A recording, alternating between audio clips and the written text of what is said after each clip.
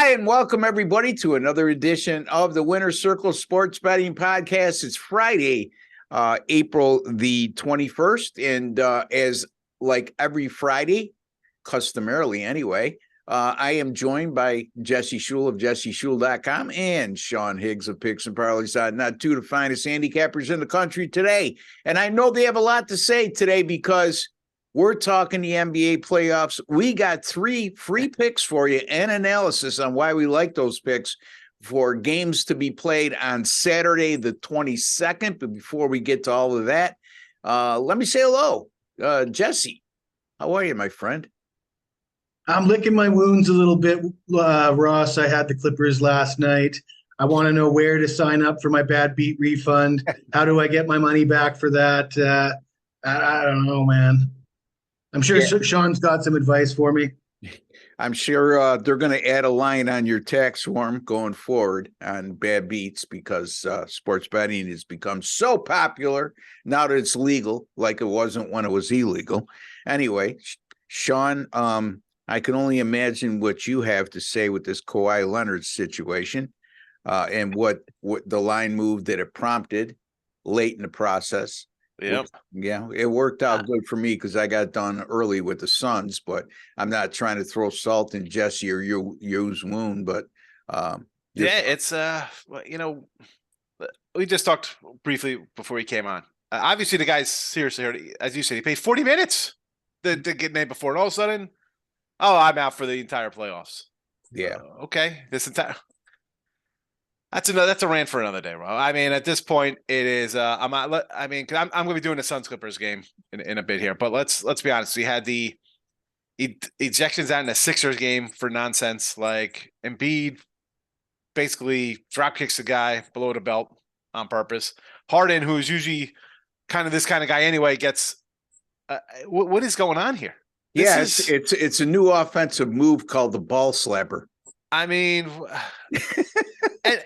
and these flagrant fouls, one time down the road in another game, they're ejected in the series, right? Yeah. Isn't that you get another? Now the refs, it's bad enough. The players, we got problems, and not as much sitting out now, right? That's more regular season, Lord imagine. But if the refs are going to start pulling this kind of nonsense, yeah. Well, Adam Silver's got to rein this in. This is what a terrible night last night. Forget about the betting side of it. Just the nonsense of that kind of stuff is terrible. I mean, how many times have we heard through the course of the playoffs, which are still young, okay, a little over a week old, if that, and we've heard they're letting them play tonight. Well, when you let them play, you have the danger of these types of situations we saw in the last couple of days come up. So there's got to be a fine line between letting them play and not letting them play to the degree where by the third quarter, these guys are ready to kill each other because fouls ain't being called and they're trying to press the envelope how far they can go physically. Yeah. That's the bad side to that or the other side to that. And, I see what the NBA doesn't want to parade to the free throw line the whole night either. So there's got to be a happy median. And the only way to do this, if you're going to let them play, then you got to eject them. And the consequences thereof, and players got to start playing with, exercising more discipline and poise. I mean, the bottom line, you're a professional, right? It's the most critical time of year when your team needs you the most. Now, in terms of what's going on with Kawhi Leonard, did anybody see that coming? Like you said, he played 39 minutes the other night, scored 31 points, and then we find out a few hours before game time he's not playing. That's why I can never take the Clippers all too seriously, especially going into playoff time, because when was the last time I can remember Paul George and Kawhi Leonard being healthy at the same time? Both of those guys are thinking, hey, they're playing, right? They sat out all year. You figured it out in playoffs. I liked them over Suns. I figured I got a Durant who's an ankle roll away from being out. Yeah. I got a shot here with a team that people are kind of down on. Well, here come the injuries. Maybe the load management is necessary because here they are not even playing in the playoffs. And we've just seen in a week between the fouls and forget about the injury part, but guys going into this offseason, the NBA's got to get their act together. I joke like no betting allowed, right? I mean, I don't like bet. Guys run into the stands because they're getting heckled. You go to luxury boxes and complain. These guys, I'm someone's got to say either retire. Here you go. We'll cut you a check. Just get out of the league. If you're going to go and you can't take heckling because people call you Westbrook or you're going to run or people are mean to me and say mean things, you shouldn't be playing professional sports. No. Just sitting out. Their advertisers and the TNTs, ESPN, they got to be like, I need a guarantee that these guys are going to play because I'm paying you $1 billion. Yeah. And then the officiating just in the last couple, this is a week. Well, I mean, they have to really get their act together in the offseason and figure out what you're going to do because either compact the league, start in December, forget that midseason tournament they want to do. These guys don't want to play when they're getting paid. There has to be some type of regulation when it comes to player availability and disclosure and transparency because that's the problem with the NBA right now. And we talked before the playoffs started that it was a little bit relieving knowing the players at all costs would be in a lineup, but we didn't talk about ejections and the level of physicality that's been allowed so far that we've seen that's caused some of these incidents to occur and ejections as a result. But that is because you blow on guys and they flop and you get foul calls. Now some guys get some contact and it's like, oh my goodness, I'm getting murdered out here on the court. Yeah. Well, yeah. Come on. You played Exactly. They played a little tougher ball in college. I mean, I remember watching, did you see the requiem for the Big East 30-30 when remember like Big East basketball in the 80s and 90s was like, yeah. And then they'd go to the NCAA tournament like, well, they don't have that extra foul to give. I mean, it was just like a mauling league and you come into the NBA. Now these guys, you can't touch them. So they're going to be fights on the court because they're like, oh, you fouled me. There's no foul. Come on. Yeah. Freaking men here. Let's go. Yeah. These are the same guys who, when they get heckled by a guy, you stink, make a free throw. They want to run in and start a fight with him. Okay. Like I'm shocked they want to fight somebody for hacking them on the arm really hard. Why is that a surprise? If anybody's used to heckling, it's us because, every little chance somebody sees a flaw and mispronunciation of a word, mispronunciation of a school, we get heckled all the time. And Appalachian State, maybe. Yeah, no, it was Fort Valley State. Yeah. Utah Valley State. Utah Valley State. I brought that up because I say Appy State sometimes. People are like, it's Appalachian. Don't say Appy. Yeah. And somebody corrected Jesse the other day and said it's Giannis, not Giannis. So, I wish doesn't he play the flute or something, Yanni? Yeah. Yanni. That's Yanni, goofball. Yanni. I call him Yanni or Gianni. I don't know. Arkansas did pretty well in the NCAA tournament. They hated the Arkansas. I mean, they made the Elite Eight again, Arkansas. I mean, you gotta love Arkansas. And it's Xavier, not Xavier. All right, well, enough of that. Let's get to the games at hand. Jesse's going to be taking a look at the 76ers and Nets. Sean, the Suns and the Clippers, and myself, I'll be covering the Grizzlies and the Lakers. So the 76ers on the verge of sweeping that series. Interested in what Jesse has to say. Do we close them out? Do they close them out in emphatic fashion? Because right now they're -6. And then the Suns and Lakers, the Suns bounce back to take a 2-1 lead thanks to Kawhi Leonard being out of the lineup, basically it comes down to, because the Clippers, I thought, showed a lot of heart and character in that game, Sean, to hang in there and give themselves an opportunity to win. But, at the end of the day, that team is built so you have two superstars surrounded by a very good supporting cast. When you take the two superstars out of the lineup, that supporting cast and that quality depth that Jesse referred to is not as strong. And there's nobody on that roster as good as the quality of depth is. Although we saw who was it that stepped up and scored 40 last night for Norman Powell? Norman Powell. And if you remember, Ross, when you and I did the video on game one, I said to you, Ross, you got Norman Powell, Terrence Mann, and who's the other one I mentioned? Eric Gordon. I said, if you need one of those guys to step up and score 30 off the bench, do you think they could do it? And you said yes. And I said, well, they already have in playoff games in the past. And so, I mean, we certainly called that. Yeah, prophetic. But, at the same time, if you're going to depend on Norman Powell to carry the load, he's not going to be able to score like that on a nightly basis. He had a great game.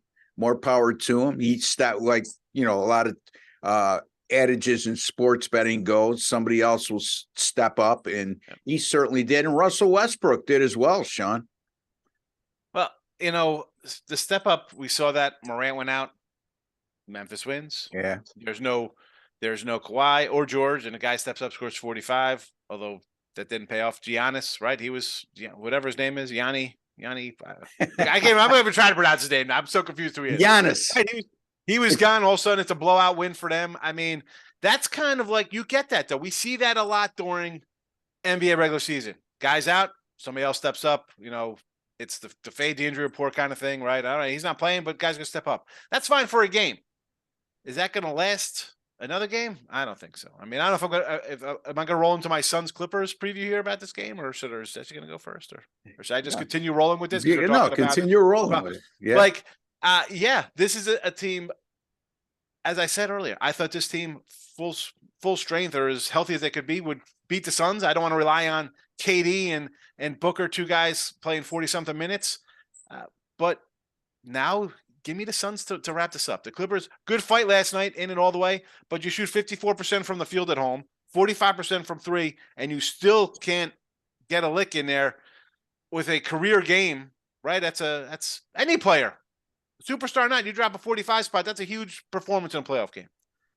Not even close to getting it done. Really had a battle back in that game.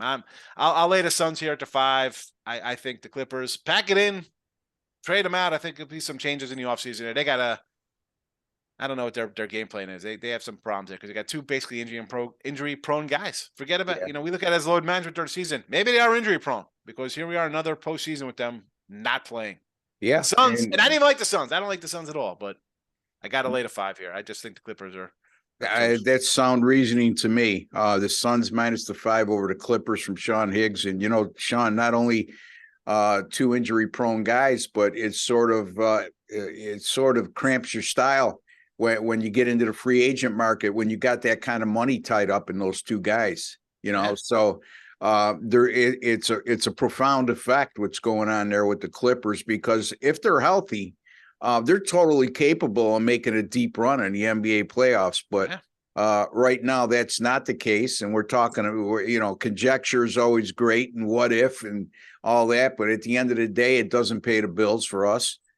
We got to deal with the hand that's been dealt to us. And Jesse, you mentioned you like the Clippers going into the series, but that was based on them being healthy and them having a big advantage when it comes to quality depth. Well, that's been affected. What's your thoughts on game 4? Yeah, no, I agree with Sean. I think after seeing Kawhi quit on the team, if you want to call it that, it's time to pack it in. But I would implore Kawhi to go back and watch the highlights of Karl Malone in the 2004 finals against the Detroit Pistons. And I'd like him to ask himself, and I'd like all the fans to ask themselves, is Kawhi more or less injured than Karl was in those finals?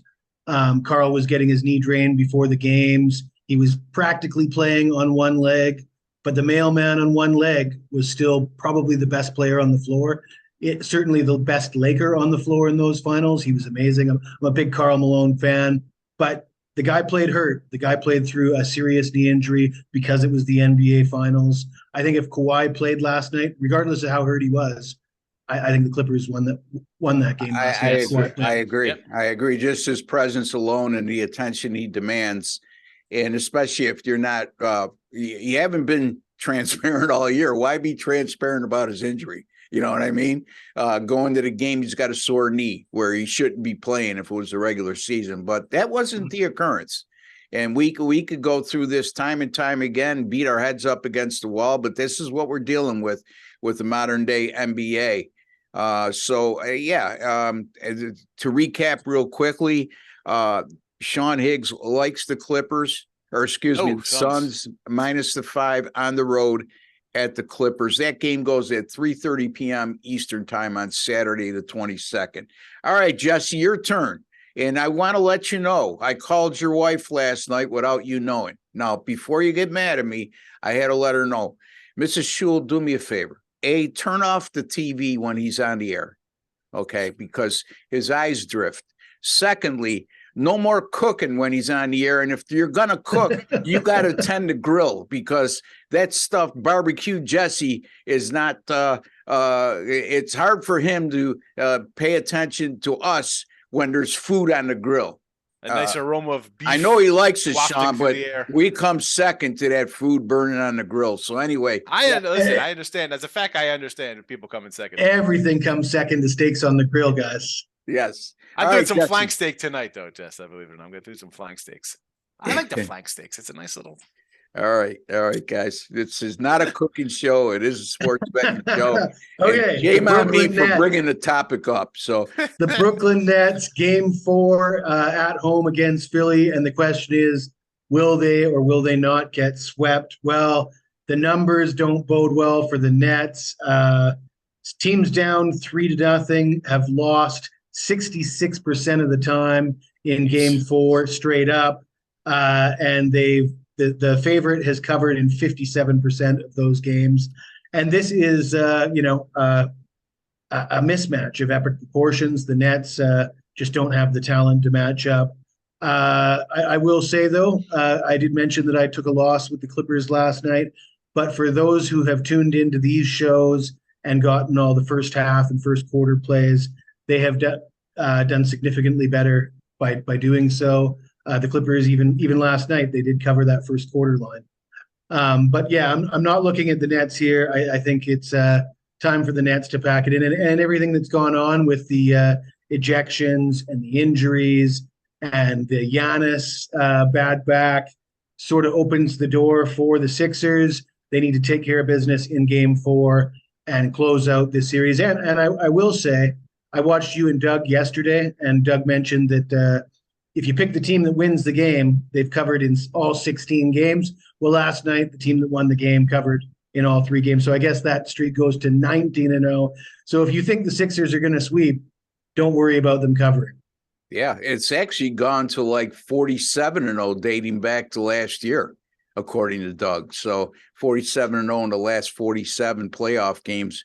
If whoever won the game covered, that's an obvious thing to happen when you have an underdog to win straight up. But, with favorites winning at such a high rate and covering when they win is not always the way it goes. And in any event, Sean, any thoughts on this game? I agree with Jesse. The Nets are the number 6 seed. That's the most fraudulent seed in the NBA playoffs this year, because a lot of their success was based on when they had Kyrie Irving and Kevin Durant. They've held out competitively since those blockbuster trades and played as good as you can with the roster they have, but they're certainly not a true number 6, and it's showing in this series against the Nets. Your thoughts, Sean? Absolutely. And I thought as a scrappy bunch, they'd put up a little fight in one of these games. They had it for most of the game. I mean, they blew a lead there in the fourth. I think I agree here, right? Time for the sweep. Sixers could get an extra day of rest or whatever the case may be, or it's a playoffs could be 2 weeks for all we know by the time the second round starts. But that's a tough way to go down last night, and I don't know. I think they probably just pack it in. I see him Embiid, big block at the end, right? And that's what MVP does. He does it all on both sides of the floor. I think they. Do I want to lay the 6? No, but I don't. I can't back the Nets here. Last night was the game that bet them. First quarter, first half, or whatever. They're going to be competitive. Come out. You're down at home. We're a bunch of scrappy island misfit toys kind of team, but wasn't meant to be. I think that's a deflating loss. So probably this will turn into like one of these games, probably like 106-91 or something along those lines. I see should be a cover for Philly. Yeah, Philly's played really, really good defense, and that gets overlooked sometime against a team that's really has their limitations offensively these days. But still, they're a playoff team, and they're a team that finished above 500 in the NBA regular season. They attained the number 6 seed, but like I said, they got some trade chips, maybe to make a move for Paul George or Kawhi Leonard. They got enough role players. Exactly. And then they'll trade them halfway through the year because they changed their mind on the direction they're going. That organization's a mess. All right. We only got a couple minutes. So again, Sean, he likes the Phoenix Suns -5 at the Clippers, and Jesse Schule, he likes the favorite in the 76ers at Nets game. He's going with the Philadelphia 76ers -6 to put the Brooklyn Nets out of their agony and complete a 4-0 sweep and do so in an emphatic fashion. I'm looking at the Grizzlies and the Lakers. This series is all tied up at 1-1, and a lot of the Clipper fans have a problem with they had to play every other day, and the Clippers are going to be done playing 4 games in a series before the Lakers even play their third or something along those lines. But having said that, there's a game to be played, and Memphis is coming off a 103-93 home win in game 2. And that was impressive just from the standpoint Ja Morant was not in the lineup. And Memphis really showed their wares. They're a solid team that plays. They're very underrated defensively. And this is one of those, and again, I mentioned this on a show with Doug earlier in this week. Monday, we did two games for Tuesday, and both of us used the zigzag theory to win those games, and we caught some heat with some of the comments. But having said that, look, anybody who's in our seat is not automatically using a zigzag theory, okay? But I think somebody would be lying if they didn't say that enters their mind going in what happened the previous game and the zigzag theory for whatever it's worth. In this particular instance, I think it's worth a lot. I think you look at the fact that Memphis is 0-4 straight up in ATS in their last 4 off a win. And the Lakers 3-0 straight up in ATS in their last 3 off a loss. So not only does the NBA playoff format of a zigzag theory work, but these teams in these specific roles coming off a winner and loss certainly add credence to that theory. And I think that that's going to hold up. Look, this is only the 4th time this year the Lakers were held to less than 100 points in a game. I just don't see it happening again. As a matter of fact, they were held to less than 100 in 2 of their first 4 games and only twice since that time. So basically, they've been held to less than 100 in their last 79 games, just 2 times. So I think you'll see a bounce back from the Lakers in this situation, especially on their home floor. And Memphis 1-13 as a road dog of 6 or less this year. They've been great at home, but they've been very unsuccessful. Not very unsuccessful, but in comparison, unsuccessful on the road. Especially, they've been anemic in terms of a road underdog of 6 or less. This is also a Memphis team 1-9 against the spread this year versus an opponent that shoots 48% or better on the season, which the Lakers do at 48.6%. And the Lakers, like I said, 3-0 straight up in ATS in their last 3 off a loss. And losses haven't happened very often for the guys in Los Angeles, as they're 11-2 straight up in their last 13 games. So I'm going to go with the Lakers here, guys. Pivotal game 3 of the series at home. I'm going to lay the 4.5 with or without Ja Morant. I like the Lakers in this game. We got about 2 minutes, Jesse. Well, I like your Lakers pick. I like the Lakers for the first quarter, probably. I like these when the series shifts, you go back for the first game back at home. I like to take these teams early with the crowd behind them. As far as where you can find me, you can follow me on Twitter at Jesse Schule, on YouTube at Jesse Schule Picks, and you can see me at jesseschule.com. There you go, folks. This guy's hit over 60% of his plays over the last 30 days, which ranks him 3rd over at Sports Memo. Sean Higgs, another fine handicapper, and he's going to tell us what he's got going on and where he could be found. And if he has any thoughts on the Lakers game. I got the Lakers minus 4.5, and I totally agree with Jesse. Take them in that first quarter. You're home, big atmosphere, get it done. And you got a banged up Morant, too. So I'm with the Lakers. And again, Twitter world with everybody else, Mr. Sean Higgs, midday morning, 7 days a week, 12 noon Eastern on all your favorite podcast channels. And on the Twitter sphere, so you can find it there. All right, there you go. Picksandparleys.net and Sean at Twitter, and Sean's midday morning podcast that airs every day over at picksandparleys.net YouTube channel and several other streaming devices. Jesse also does his own videos, and you can look for him at Jesse Schule on YouTube. He's got his own channel there, does a great job. And you can find me at rbwins.com. Folks, NBA playoffs postseason right now, 14-7 record. That's good for number 1 at Sports Memo since the postseason began. Also, folks, keep in mind my NBA sides. I had the Phoenix Suns last night, -3. Yeah, I was a little lucky, but I'll take it. But 13-2 on my NBA side since the postseason began. So, but making a killing in that regard, making a lot of money. That's rbwins.com, folks. Daily packages, subscription plans that are very affordable. And there you have it. JesseSchule.com, picksandparlays.net for Sean Higgs. rbwins.com for Ross Benjamin. Until the next time, for Jesse Schule, Sean Higgs, and Ross Benjamin, we'd like to wish each and every one of you all the very best. If you have not subscribed, be sure to do so, folks. Costs you absolutely nothing, no hidden agenda, and no subscription plans attached. And also, give us a like at the end of the video, just as a small token of your appreciation for our efforts. Good luck and God bless, folks.